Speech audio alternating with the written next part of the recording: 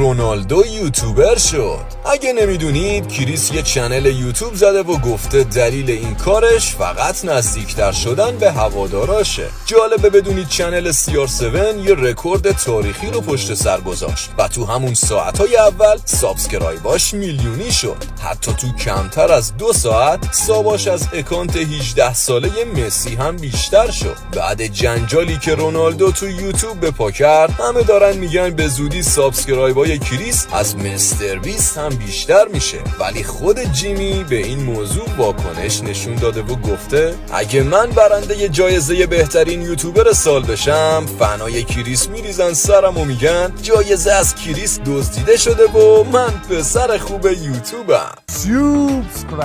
رونالدو یوتیوبر شد. اگه نمیدونید کریس یه چنل یوتیوب زده و گفته دلیل این کارش فقط نزدیکتر شدن به هواداراشه. جالبه بدونید چنل CR7 یه رکورد تاریخی رو پشت سر گذاشت و تو همون ساعتهای اول سابسکرایباش میلیونی شد. حتی تو کمتر از 2 ساعت ساباش از اکانت 18 ساله مسی هم بیشتر شد. بعد جنجالی که رونالدو تو یوتیوب به پا کرد، همه دارن میگن به زودی سابسکرایبای کریس از مستر بیست هم بیشتر میشه. ولی خود جیمی به این موضوع واکنش نشون داده و گفته اگه من برنده جایزه بهترین یوتیوبر سال بشم، فنای کریس میریزن سرم و میگن جایزه از کریس دزدیده شده و من پسر خوب یوتیوبم.